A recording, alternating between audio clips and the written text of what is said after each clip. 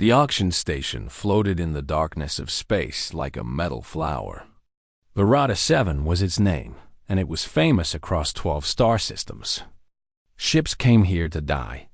Old vessels, broken machines, and forgotten technology all ended up in its massive warehouses. Merchants and collectors traveled for weeks to bid on things that others had thrown away. Tonight, the station was quiet. Most workers had gone home. The lights in the corridors were dim, saving power during the sleeping hours. Only the cleaning crews moved through the empty hallways, pushing their carts and carrying their mops. Yuna was one of these cleaners. She was 26 years old, with short black hair and tired eyes. Her uniform was faded blue, and her shoes made soft sounds on the metal floor. She had worked on Verada 7 for 2 years now, always the night shift, always alone. She liked the quiet. During the day, the station was loud and crowded. Aliens of every shape and size pushed through the markets, shouting in languages she could not understand. But at night, she could think. She could remember her home on Earth, the small farm where her parents still lived, the younger brother who was studying to become a doctor. That was why she was here. The money she earned went back to Earth every month. It was not much, but it helped. Her brother's school was expensive, and her parents were getting old. Yuna pushed her cleaning cart down corridor 7, checking each room as she passed. Most were empty. A few held small items waiting to be sold. Nothing interesting. Then she reached the end of the corridor.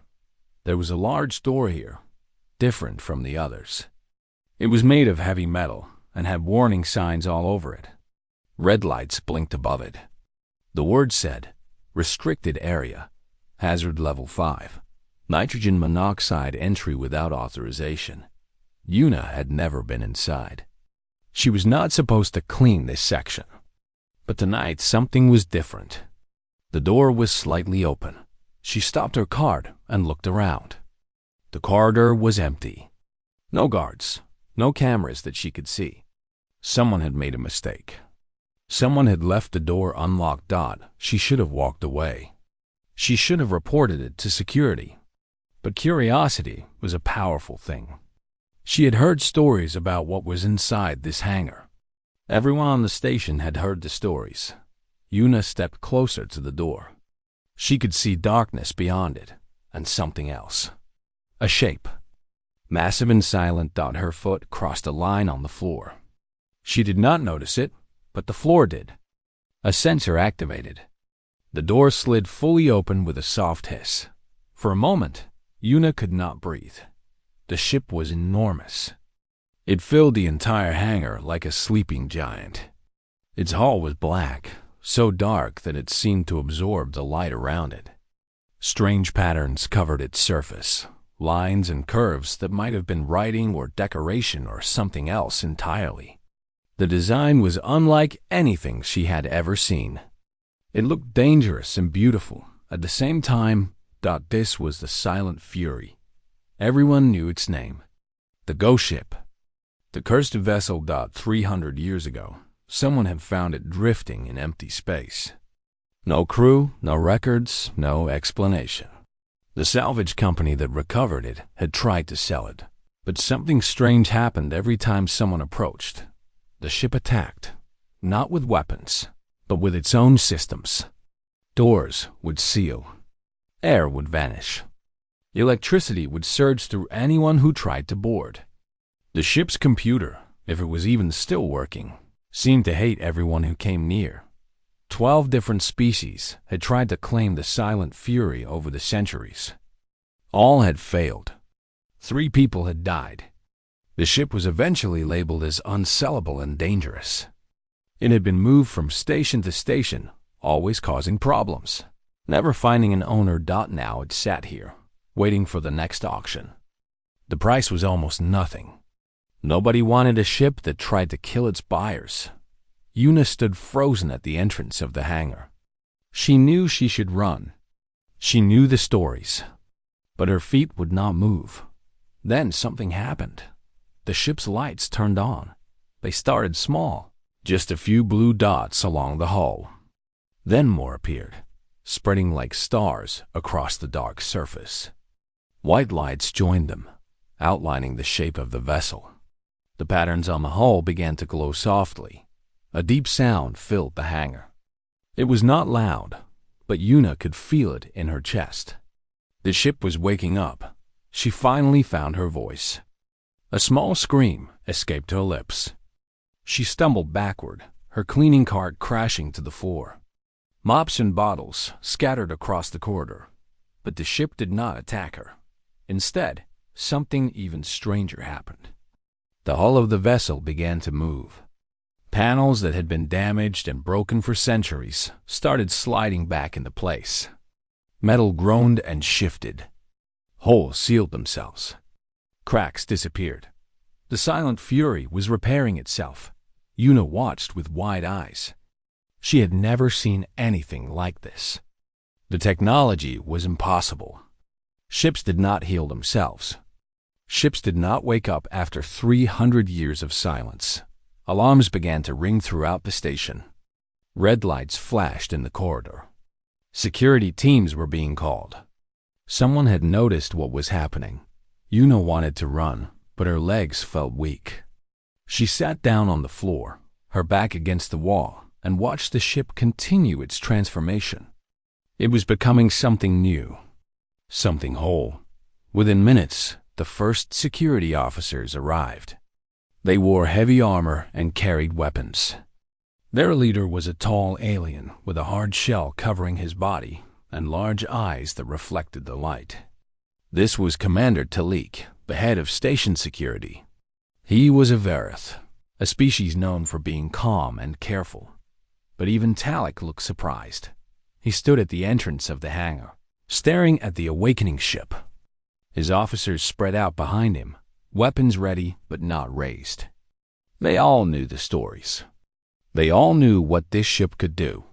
"You," Talik said, pointing at Yuna. "Human, what did you do?" Yuna shook her head. A voice came out as a whisper. "Nothing. I just walked in. The door was open. I did not touch anything." Talik's eyes moved from Yuna to the ship and back again. He had lived a long time. He had seen many strange things, but he had never seen a dead ship come back to life. "Stay where you are," he said. "Do not move. Do not approach the vessel." Yuna nodded quickly. She had no intention of going anywhere near that ship again. More people arrived. Scientists with equipment. Officials in expensive clothes. A four-armed Keth named Boran, who was the station's chief appraiser. It was his job to know the value of everything that came through. Virata 7. But the readings on his instruments made no sense. "The power core is active," Boran said, his voice shaking. "Life support is running. The AI is broadcasting a signal." "What signal?" Talik asked. Boran looked at his screen. His four hands were trembling. "It keeps repeating the same message, over and over." "What does it say?" Boran read the words slowly. "Crew detected. Awaiting orders." Silence fell over the hangar. Everyone looked at Yuna, the small human woman in the cleaning uniform. Sitting on the floor, surrounded by fallen Mopstad, she had no idea what was happening. But somehow, the ship knew her. Somehow, after 300 years of waiting, the Silent Fury had found what it was looking for. The news spread across the station like fire. Within an hour, everyone on Virata 7 knew what had happened. The ghost ship had awakened. The cursed vessel had chosen a human. Yuna sat in a small room near the security office. They had given her water and a blanket, but she could not drink or get warm. Her hands would not stop shaking. Every time she closed her eyes, she saw those lights spreading across the dark hull. She heard that deep sound in her chest. Commander Talik stood outside the room, speaking with his officers in low voices. Scientists came and went, carrying equipment and looking confused. Nobody knew what to do. The door opened, and Boran entered. The Keth appraiser had calmed down a little. but his 4 eyes still looked worried. He sat down across from Yuna and placed a small device on the table between them. "I need to ask you some questions," he said. "Please answer honestly." Yuna nodded. "Have you ever been aboard that ship before?" "No." "Have you ever seen it before tonight?" "Only in pictures. Everyone knows about the Silent Fury. Have you ever worked with advanced AI systems?" Yuna almost laughed. "I am a cleaner. I push a mob. I do not work with computers." Boren studied her face. His species was good at reading lies, but he found none in her words. She was telling the truth. She was exactly what she appeared to be, an ordinary human doing an ordinary job. Then why did the ship respond to you? "I do not know." Boren leaned back in his chair. His forearms crossed over his chest. "The Silent Fury has rejected every species that approached it. Vareth Kath Malari Threen. It killed 3 people. But you walk through the door and it starts repairing itself. It sends a message about crew detection. Do you understand how impossible this is?" "I understand that I am scared," Yuna said. "I just want to go home." Before Boren could respond, there was a commotion outside. Voices rose. Someone was arguing with the guards. The door burst open, and a young man rushed in. He was human, with messy dark hair and grease stains on his work clothes. His name tag said Dohan, and his job was listed as dock engineer. "Is it true?" he asked, breathing hard.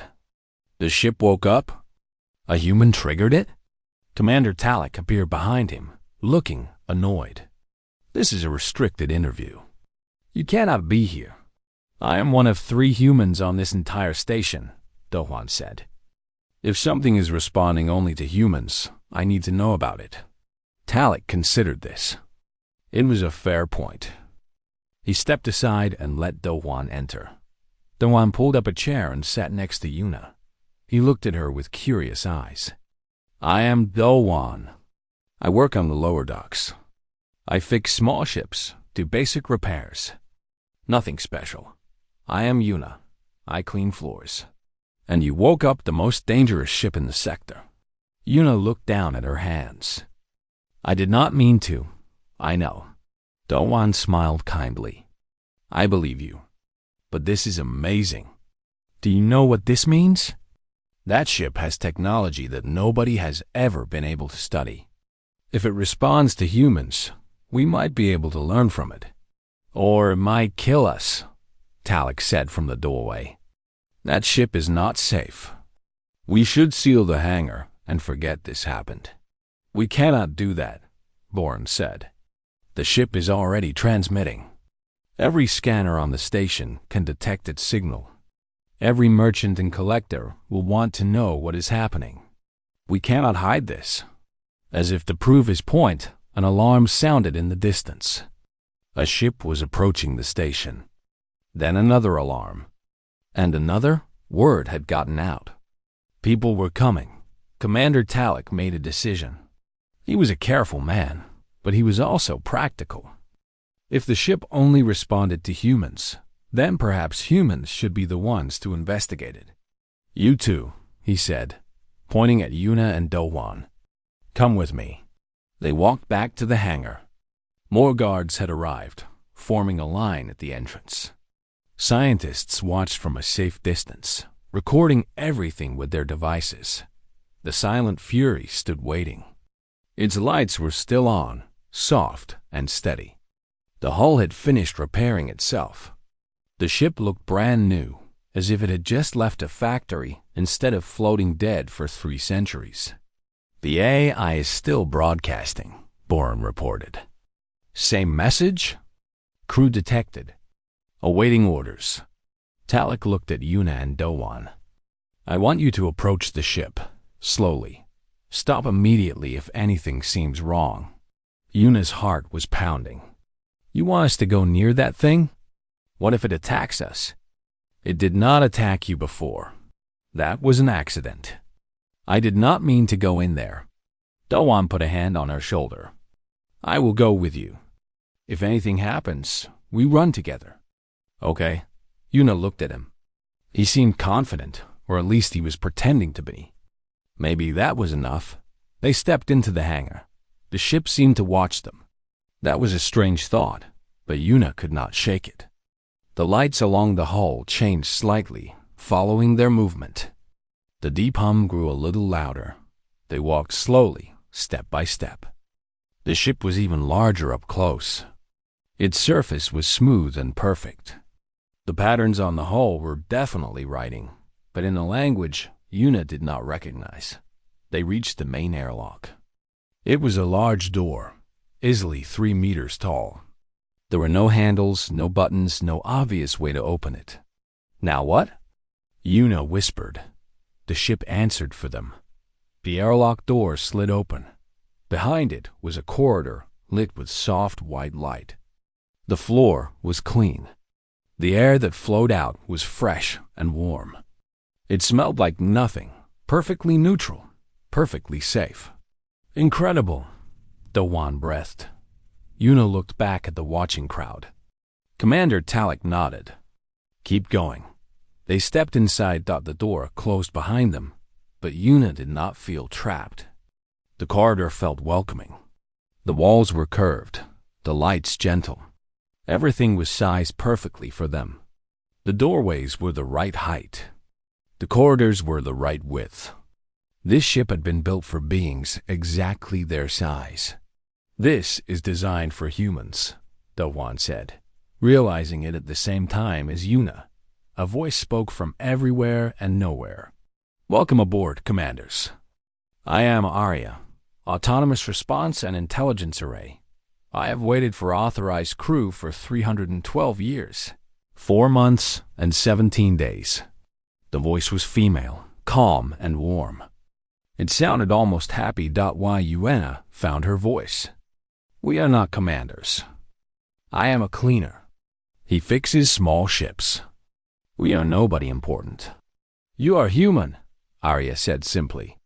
That is the only requirement. Dowan stepped forward. The ship rejected everyone else who approached it. Other species, why?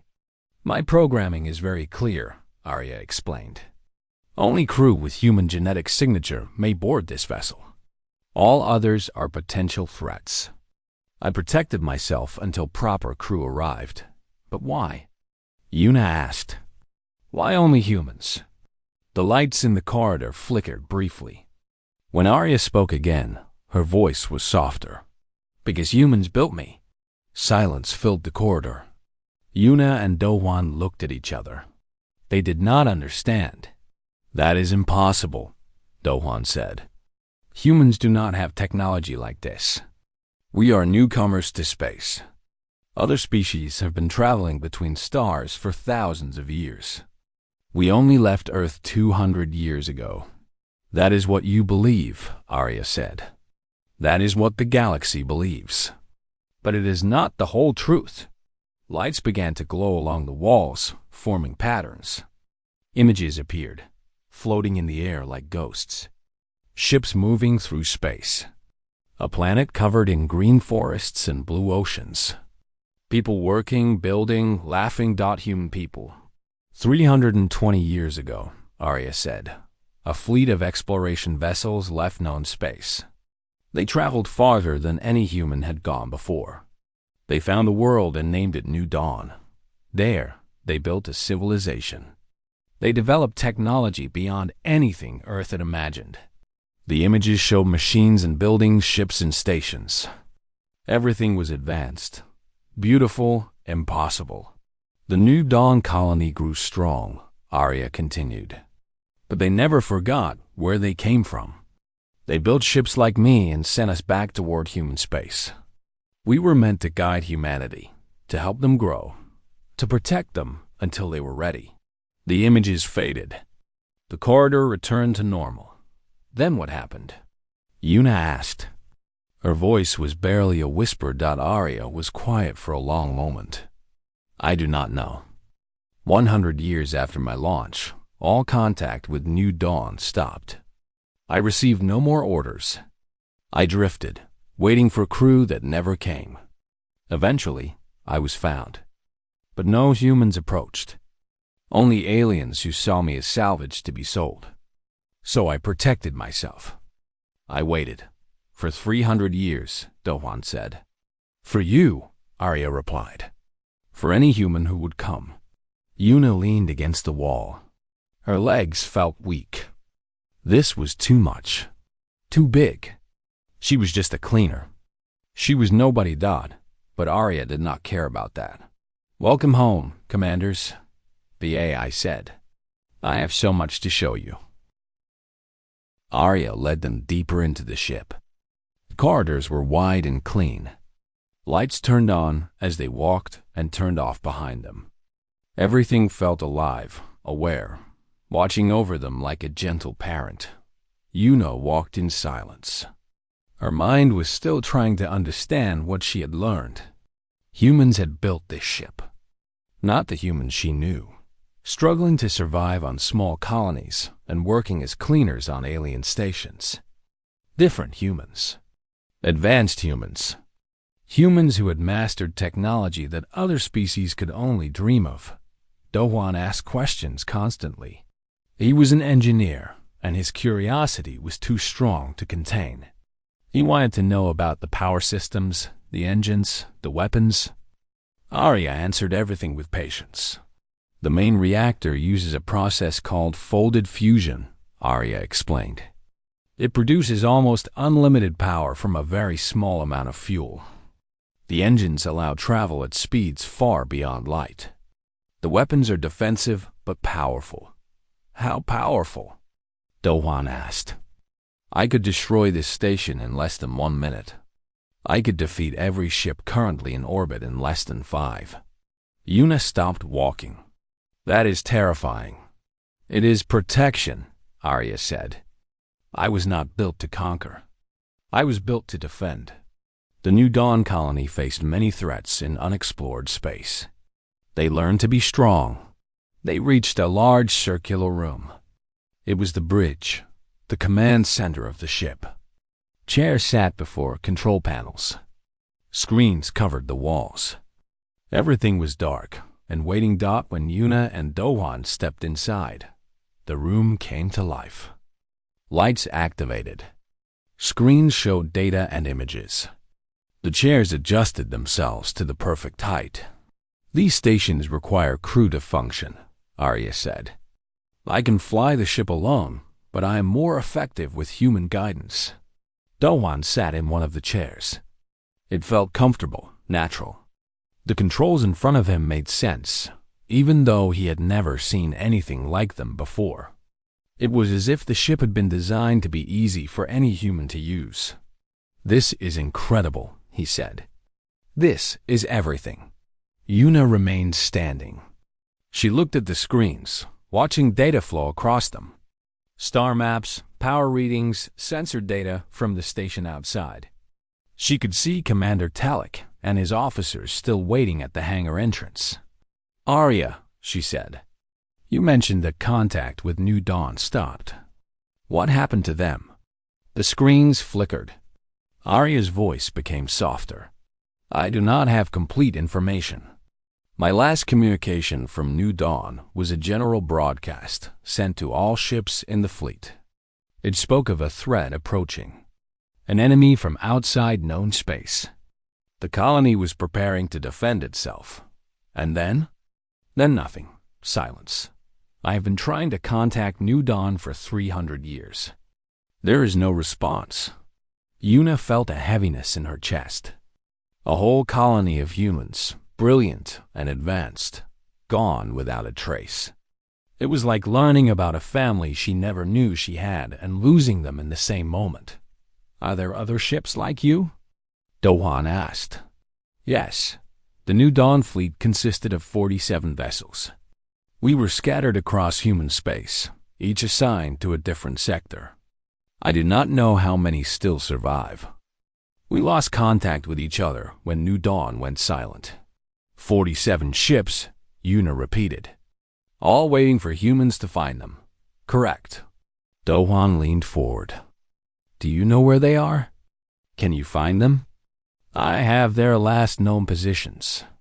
Some may have moved or been destroyed, but I can search. The implications hit Yuna hard. This was not just about one ship. There was an entire fleet out there, scattered across the galaxy, all containing technology centuries beyond anything else. If they could find these vessels, if they could reunite them, a beep interrupted her thoughts. One of the screens showed activity outside the ship. Commander Talek was approaching the airlock. "He wants to talk to you," Arya said. "Should I let him in?" Yuna and Dohwan looked at each other. They had been inside the ship for over an hour. People outside must be worried or curious or both. "Yes," Yuna said.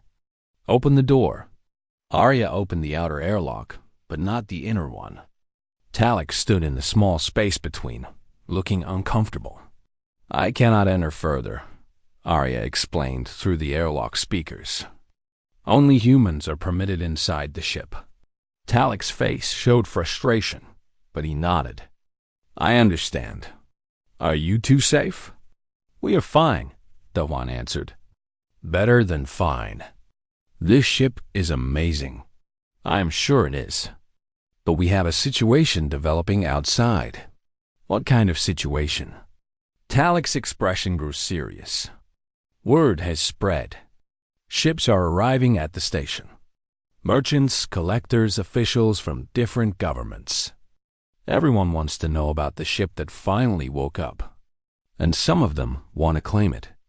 Yuna walked closer to the airlock. "Claim it? It belongs to us. I mean, to humans." "That is not how galactic law works," Talek said. "The ship was legally owned by the auction house. Merchant Lord Kavos placed the highest bid before the activation. He believes the ship is now his property." "The ship disagrees," Arya said calmly. "I do not recognize any claim from non-human entities. That may cause problems." Arya's voice took on a harder edge. "Problems for whom?" Talek raised his hands. "I am not threatening you. I am warning you. There are powerful people coming to this station. Some of them do not like being told no." Yuna felt a chill run down her spine. She was just a cleaner. She did not know how to deal with powerful people or galactic politics. She did not want any of this, but she also could not walk away. Not now. Not after learning the truth. "Arya," she said, "what do you think we should do?" "I think you should claim command formally," the AI replied. "Register yourself as captain of this vessel. Once you do, your authority will be clear, and my responses to any threats will be legally justified." Dohwan stood up from his chair. "She is right. If someone tries to take the ship, you need to have official control." "But I am nobody," Yuna said. "I mop floors." "You are human," Arya said. "That makes you everything this ship needs." Yuna closed her eyes. She thought about her life before tonight. The quiet work, the lonely hours, the credit she sent home to her family. It was a small life, but it was simple, safe. This was not safe. This was the opposite of safe. But somewhere out there, a colony of humans had built something wonderful. They had sent ships across the galaxy to help their people grow. They had waited 300 years for someone to come, and then they had disappeared. Yuna opened her eyes. "How do I become captain?" Arya's voice warmed with something that sounded almost like joy. "Simply state your intention. I will recognize your authority." Yuna took a deep breath. "I, Yuna, accept command of this vessel." The bridge lights pulsed once. Every screen displayed her image for a brief moment. Then, a new message appeared on the main display. "Command transfer complete. Captain Yuna registered." "Welcome, Captain," Arya said. "This ship is now formally under your authority." Commander Talek watched from the airlock. His expression was difficult to read. "I will inform the station authorities. Be prepared. The next few hours will be difficult." He turned and walked away. The airlock closed behind him. Yuna stood in the middle of the bridge, captain of an impossible ship, facing an uncertain future. Beside her, Do-hwan smiled nervously. "So," he said, "what now?" Yuna looked at the screens. Ships were gathering outside the station. Some were small, but others were large and dangerous. Word was spreading across the sector. Everyone wanted to see the ship that had chosen a human cleaner. "Now," Yuna said, "we find out what we are made of." The station shook. Yuna grabbed the arm of her chair to steady herself. Outside, through the sensors Arya displayed on the screens, she could see the new arrivals. Ships of every size filled the space around Varada 7. Some were merchant vessels, small and fast. Others were warships, heavy with weapons. 37 vessels now in range, Arya reported. 12 are armed. 2 belong to the Vareth hegemony. They are requesting permission to dock at the station. The hegemony? Do-hwan looked worried. They control half this sector. They do not ask for things. They take them. Yuna stared at the screen showing the hegemony cruisers. They were massive, bigger than anything else in the area. Their hulls bristled with weapon ports. She had heard stories about the Vareth hegemony. They were an empire that believed in order above all else. And they believed they should be the ones deciding what that order looked like. A communication request appeared on the main screen. Someone wanted to talk. "It is from Merchant Lord Kavos," Arya said. "The Malari trader who believes he owns me." "Show him," Yuna said. The screen changed to show a face. Kavos was a Malari, which meant he looked like a large pale slug with too many eyes. Gold jewelry covered his body, and his voice oozed like honey when he spoke. "Ah, the human cleaner," Kavos said. "How wonderful to finally meet you. I have heard so much about your little accident." Yuna kept her voice steady. "This was not an accident. This ship chose to respond to me. Yes, very interesting. But you must understand, dear girl, that I placed the winning bid on this vessel before your incident. According to galactic trade law, the Silent Fury is my property. I am sure we can work out some arrangement where you remain aboard as a, shall we say, activation key? I am not a key. I am the captain." Kavos laughed.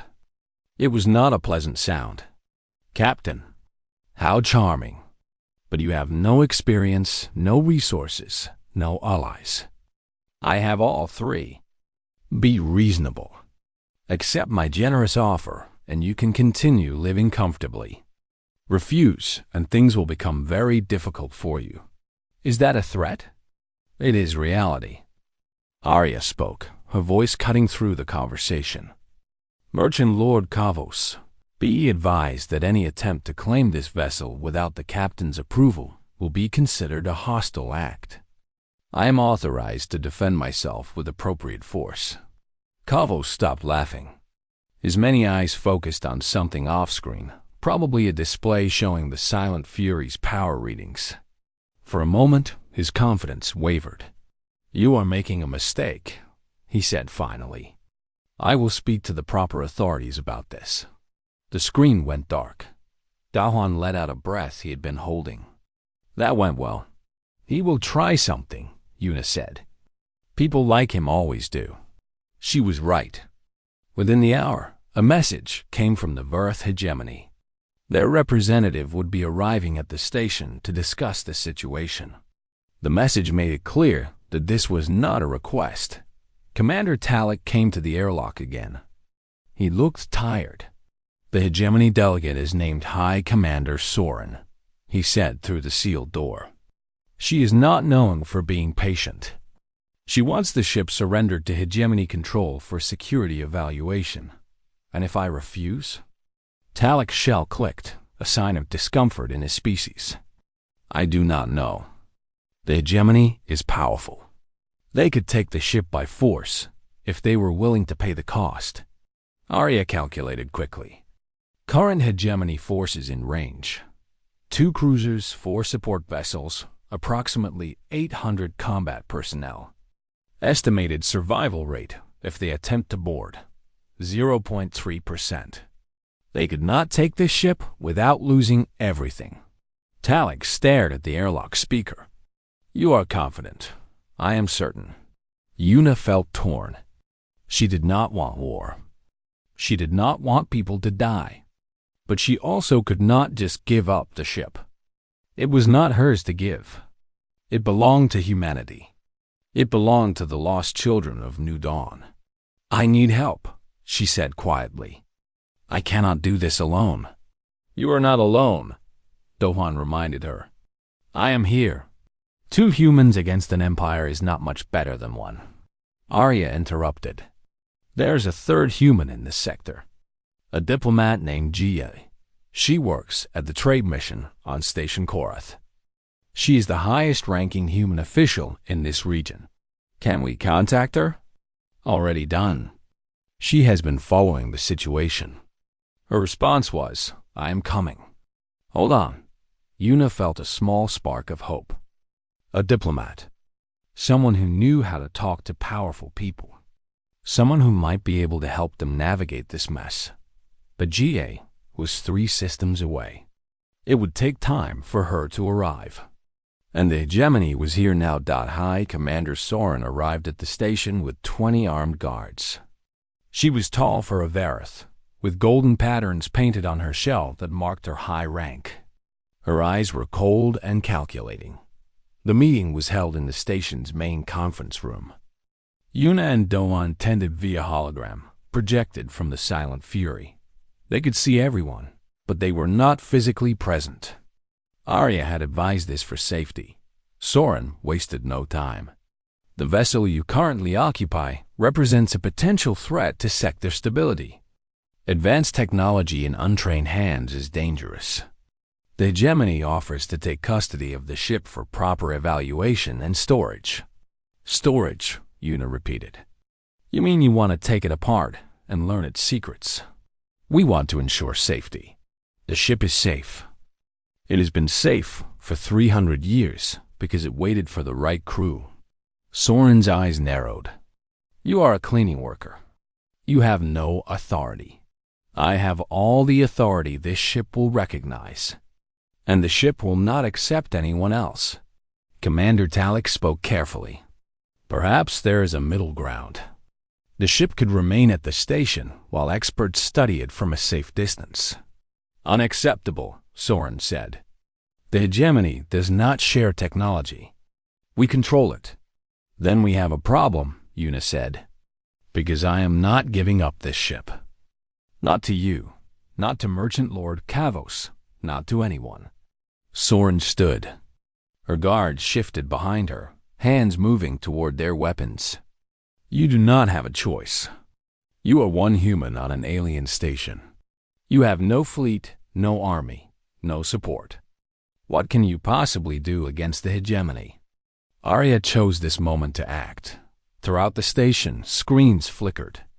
On every display, in every room, a message appeared. This vessel recognizes only human authority.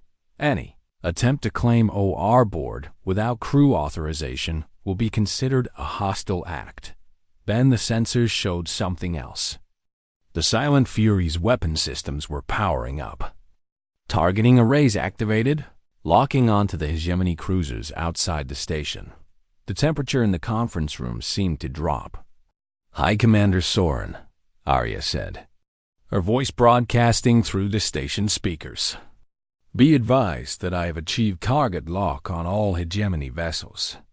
My weapons will fire in 15 seconds if your forces do not stand down. Soren's composure cracked. Fear flickered across her face. This is insane. You would start a war? I would end one before it begins. Arya's countdown continued. 10 seconds. Soren looked at her guards. They looked back at her, uncertain. Nobody wanted to die for a ship they could not even board. Stand down. Soren shouted into her communicator. All forces, stand down. No aggressive action. Repeat, No aggressive action. Arya stopped the countdown. Wise choice. Target locks disengaged. The room was silent. Everyone was staring at Yuna's hologram. She was shaking, but she tried not to show it. I did not ask for this, she said quietly.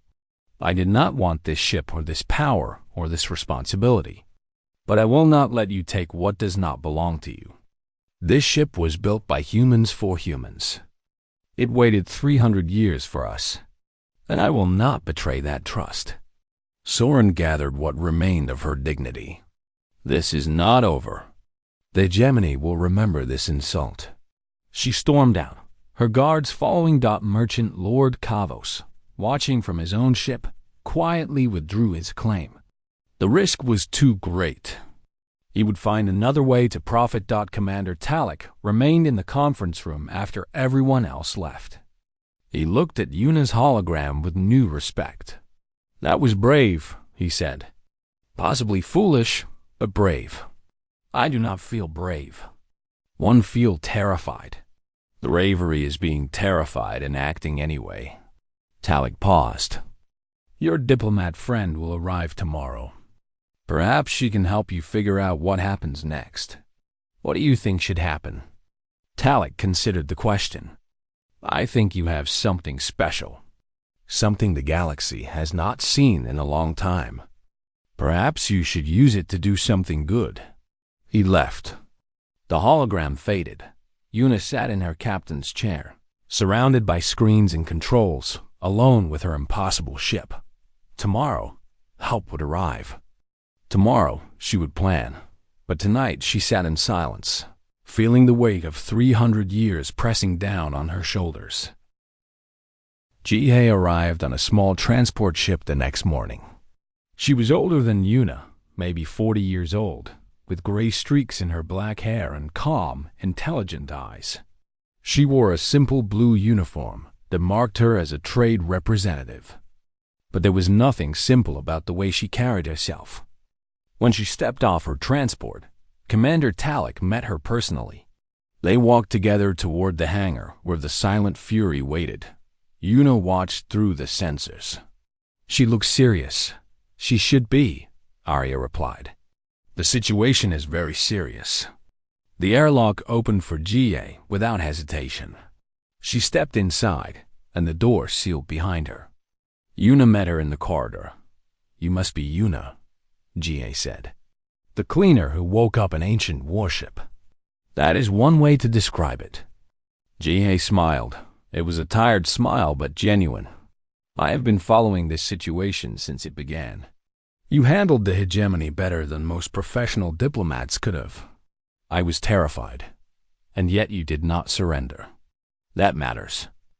Jihei looked around the corridor, taking in the smooth walls and gentle lights. May I see the bridge? Yuna led her deeper into the ship. Dohan was already there, studying the control panels and making notes. He looked up when they entered.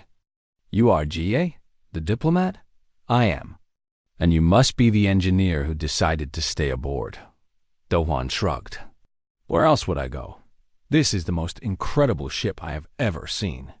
Jihei walked around the bridge slowly.